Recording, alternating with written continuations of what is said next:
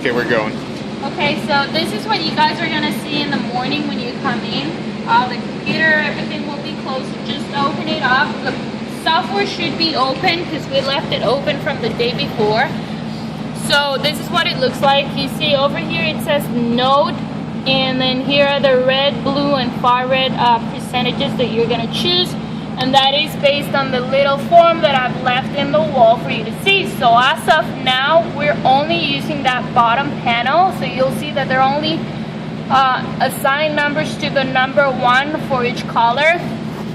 You can see, for example, from node, it's really from 1 to 9. We only have red and blue capability, so only the red and the blue will have numbers, okay? But then from number 10, which in this case it's really 16th because it doesn't read a number 10, it reads number 16 through 15 basically. We have values in red, blue, and far red. Sometimes, for example, here you see red, blue, and far red, but there is a treatment that's only red and far red, so just be cautious in the values that you're putting in. So we have 2 treatments, 3 reps for each of those 2 treatments that have either red, blue, and far red, or just red and far red, okay? So this is what you guys do. You just select a node would be a tower.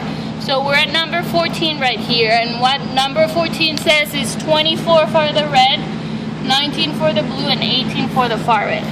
So those are the values I want you guys to put in where they correspond. 24, 19, and 18. Now it's very important that you hit send values. You don't want to hit send values to all nodes, because then what it's going to do is it's going to send this percentage to everything.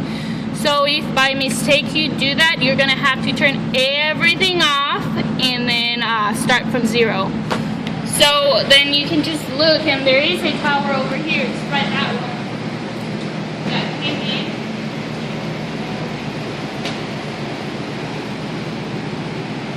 So if we go, say, to node number 2, that would be tower number 2, which should be the one right next to us. We're going to insert the values that correspond to it, so 33 and 29. 33, 29, make sure you make 0 the far red, and then you hit send values. And that turns out this first tower. So that's how you just move along until you're done with the 15 towers that we have.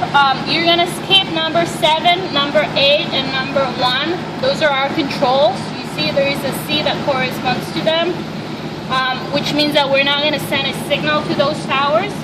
So let's do number 3, 36, and 8. 36, 8, and send values. So that turns that third panel on, that third tower on. So, like I said, as of now, we're only sending a signal to that first panel. 2 or 3 weeks from now, we will most likely have 2 panels on, so you will see a value where we have a number 2 for each color. It's either going to be a 0 if there is no blue, or it's going to have a value over here. The form will be different. Same thing when we have all 3 panels on. So it's just going to get more complicated depending on how many panels we have on. Now, if the software crashes when you're using it, just close it and reopen it again, because it happens every now and then. It happens. So the folder should be on the desktop, and it's called New LED Tower Software. You open it up, you go to the LED Towers control. That's the software that we want to use. You hit OK, and then it opens it up. Make sure you're in manual mode. Make sure you're in COM3, and all of that's written right here in the form. You see? Make sure you're in COM3 manual mode. And then you just select the towers you want to do. We're going to do number 4, 41.9, 41.9, and that turn on that number 4 tower, and then that's it. Just make sure you've got all the towers, and then before you leave, when you think you're done, make sure that only 3 of the towers are not on. If you see that 4 of them are not on, you gotta go find whatever number corresponds to that tower and make sure you turn it on. And just one final thing, the number for each tower is right here.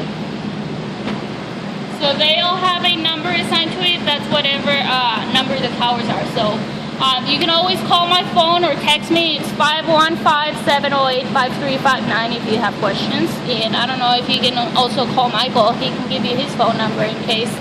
But anyway, that's it. Thank you, guys.